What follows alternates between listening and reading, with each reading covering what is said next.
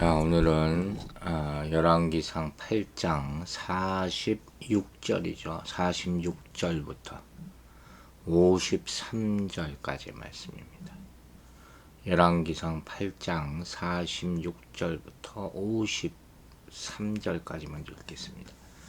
범죄하지 아니하는 사람이 없사오니 그들이 주께 범죄함으로 주께서 그들에게 진노하사 그들을 적국에게 넘기심에 적국이 그들을 사로잡아 원근을 막론하고 적국의 땅으로 끌려간 후에 그들이 사로잡혀간 땅에서 스스로 깨닫고 그 사로잡은 자의 땅에서 돌이켜 주께 간구하기를 우리가 범죄하여 반역을 행하며 악을 지었나이다 하며 자기를 사로잡아간 적국의 땅에서 온 마음과 온 뜻으로 주께 돌아와 주께서 그들의 조상에게 주신 땅, 곧 주께서 택하신 성읍과 내가 주의 이름을 위하여 건축한 성전 있는 쪽을 향하여 주께 기도하거든.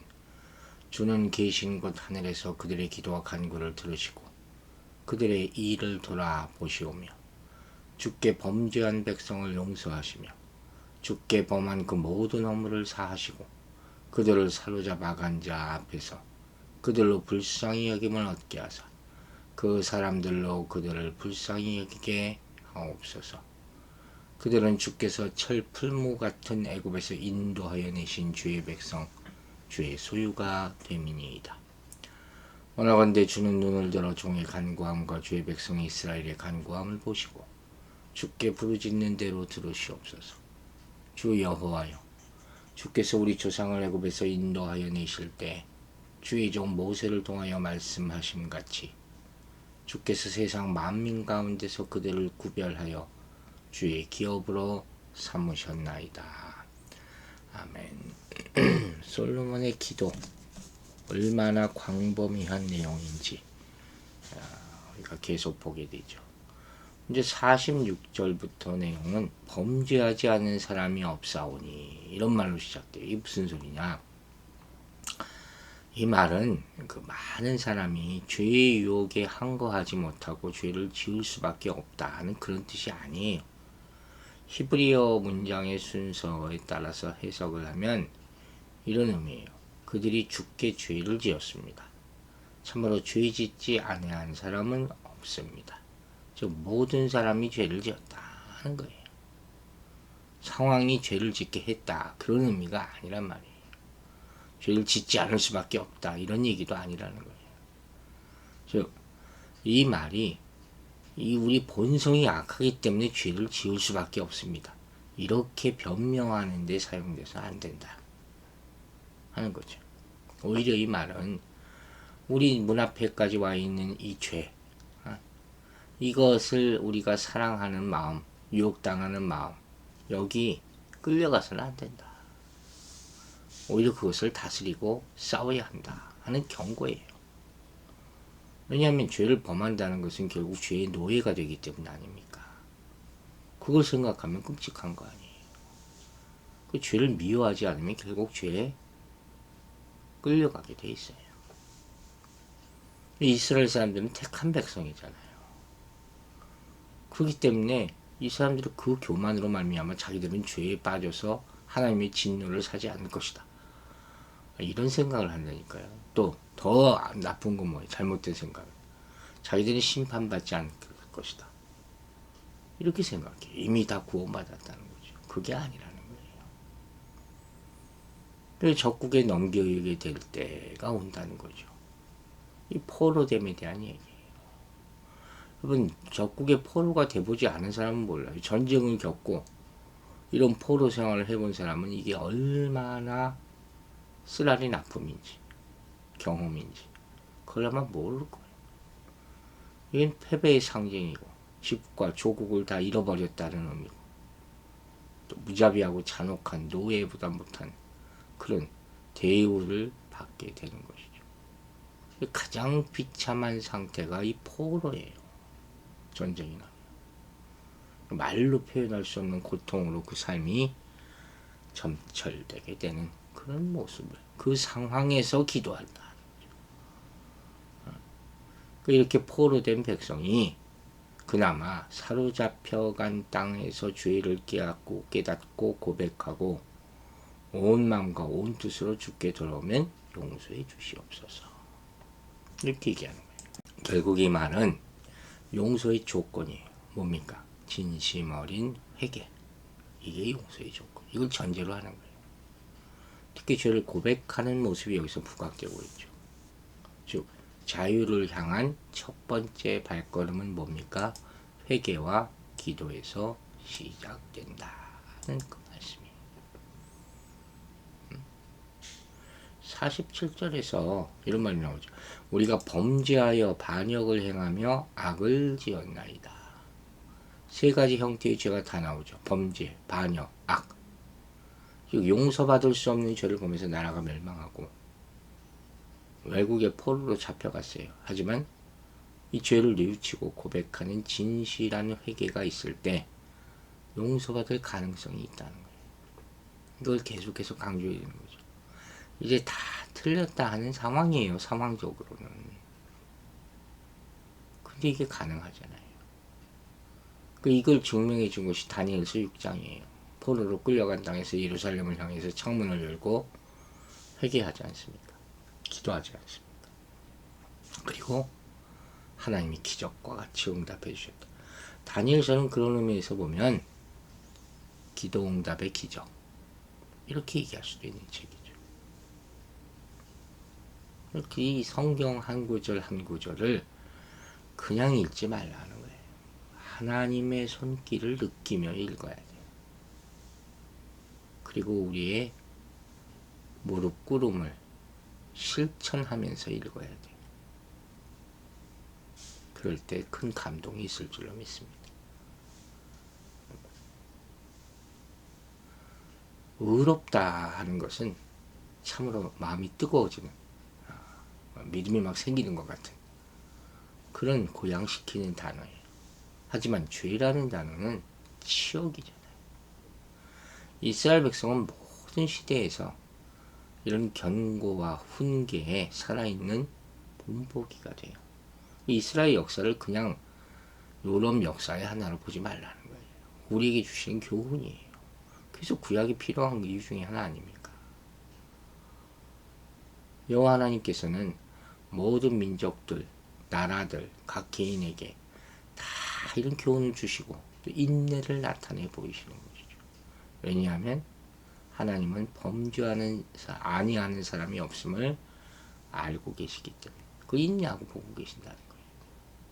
하지만 그런 하나님의 선과 인내함과 오래 참으심, 긍휼하심 이런 것들이 무시될 때 그리고 한 민족과 개인의 강팍한 마음과 성급함 속에 빠져버릴 때 죄 가운데 그러면 어떻게 돼요? 그 민족을 버리세요. 이게 하나님이에요. 공의. 그죠? 다 한순간에 멸망시켜버린 이게 무서운 거예요. 그래서 우리가 범죄하였다 이런 고백이 꼭 필요한 거고 이 고백은 마음 깊은 곳에서 나와야 하는 것이죠. 영혼 전체가 하나님 앞에 엎드려서 터져나와야 돼요. 그냥 입술로 그냥 립서비스를 하는 게 아니라는 거예요.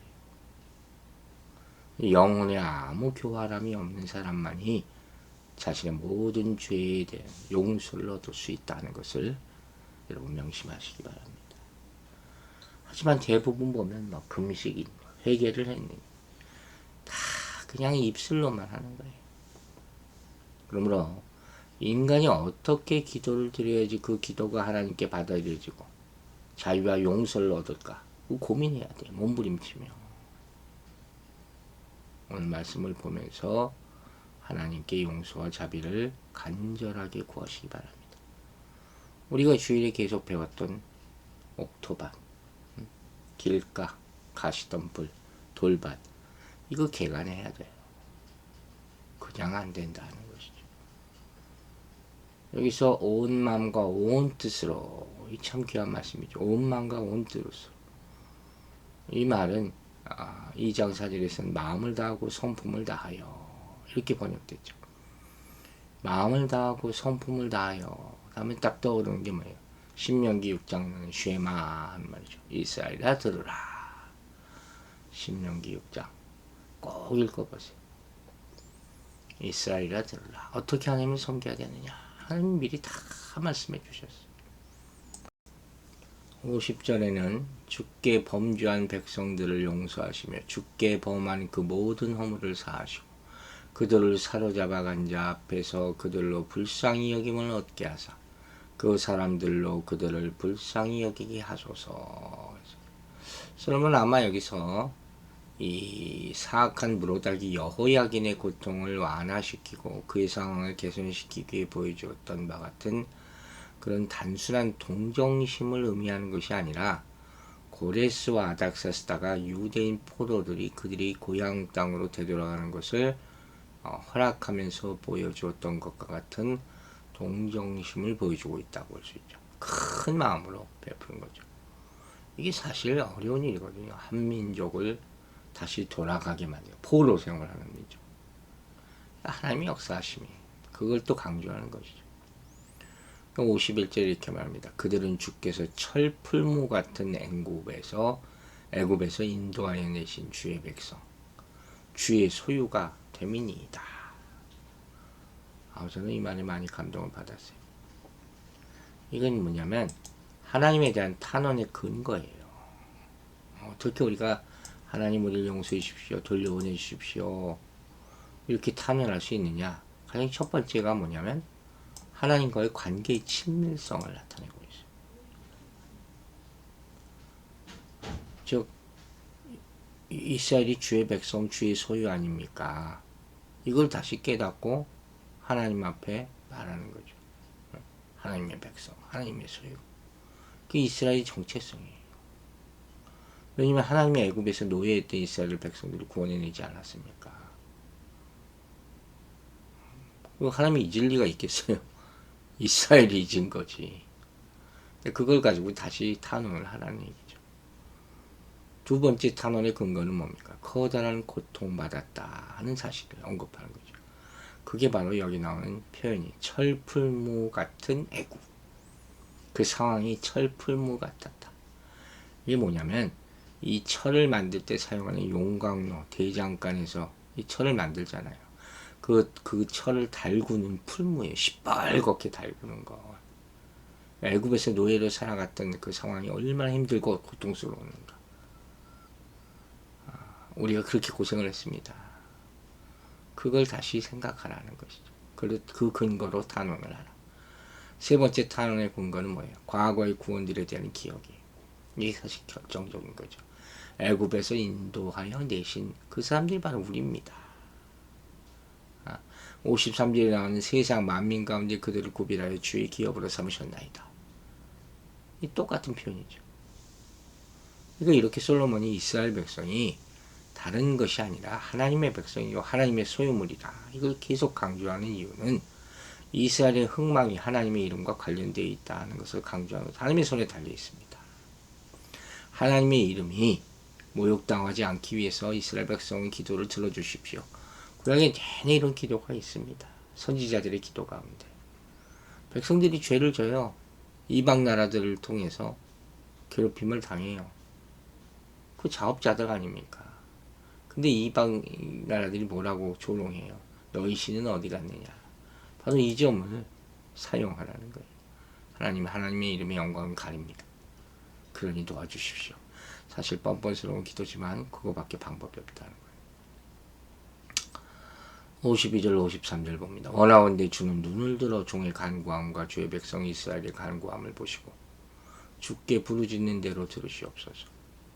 주 여호와여, 주께서 우리 조상을 애굽에서 인도하여 내실 때 주의 종 모세를 통하여 말씀하신 같이 주께서 세상 만민 가운데서 그들을 구별하여 주의 기업으로 삼으셨나이다.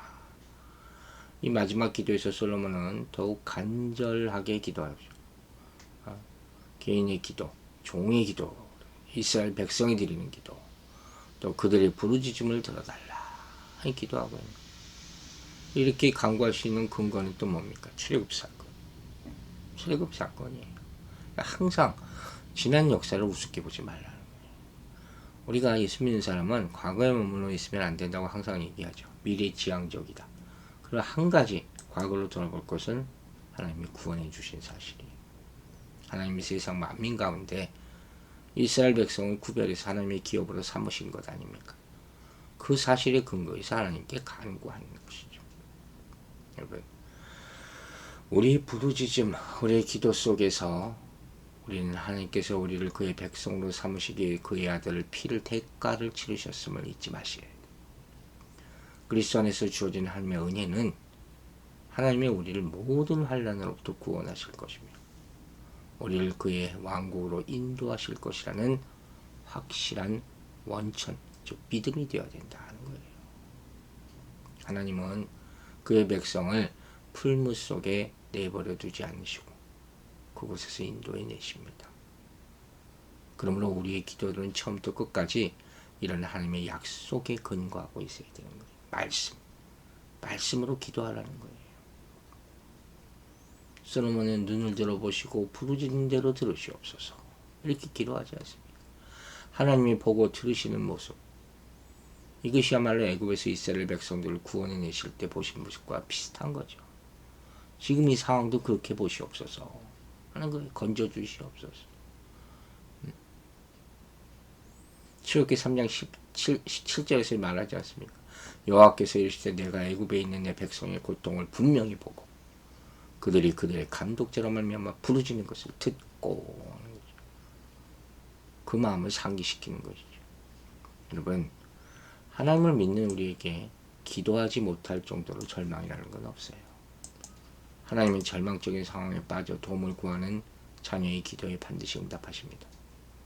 절망적인 상황이라는 것은 기도를 통해서 오히려 살아계시며 구원하시는 은혜의 하나님을 가장 경이롭고 친밀한 방법으로 만날 수 있는 기회가 될 수 있는 거예요. 즉, 기도는 절망을 소망으로 바꾸는 동력이 되는 거예요. 기도는 물론 모든 절망을 막아주는 예방주사는 아니죠. 하지만 기도하는 자는 시련과 좌절로 잠시 넘어질 수는 있지만 결코 완전히 쓰러지지 않는다는 거예요. 도리어 하나님의 긍휼과 회복을 깊이 체험하게 될 것입니다. 그러므로 시련과 절망 속에서도 우리는 믿음으로 기도해야 되는 거예요. 더 나아가서 솔로몬이 온 백성을 위해 기도했듯이 우리도 믿음의 공동체를 위해 기도해야 되는 것이죠. 특별히 시련과 좌절의 시간을 보내고 있는 지체를 기도로 도와야 할 것입니다. 이러한 기도를 할 때 하나님과 더욱더 친밀하게 교제하고 하나님을 경외하는 삶으로 인도될 것입니다. 철풀무 같은 애굽이라고 했어요. 혹 인생이 지금 이런 상황 가운데 있습니까? 기도로서 그 고난을 극복하고 승리하시는 여러분과 저가 되기를 주의 이름으로 축원합니다. 기도하겠습니다. 아버지 하나님 감사합니다. 철풀무 같은 애굽 현실 가운데 간절한 마음으로 주님의 도우심을 구하는 하나님의 백성들의 기도를 들어주시옵소서. 하나님과 더욱 친밀하기를 원하고 하나님의 약속을 붙잡고 하나님께서 우리를 사랑하시는 그 말씀을 붙잡고 간절한 마음으로 기도하는 사람들의 모든 기도에 응답하시고 구원의 크신 손을 펴서 우리를 수렁에서 건져 주시옵소서. 기도는 절망을 소망으로 바꾸는 힘이 됨을 믿사오니 시련과 절망 속에서도 믿음으로 기도할 때 주님께서 믿음의 능력을 우리에게 베풀어 주셔서 모든 환난과 질병과 악한 세력의 공격으로부터 보호하고 지키시며 오로지 주님만이 참 신이 되시고 참 능력이 되심을 선포하며 나가는 자에게 승리의 축복이 임하게 허락하여 주시옵소서. 감사드리며 예수 그리스도 이름으로 기도했습니다. 아멘.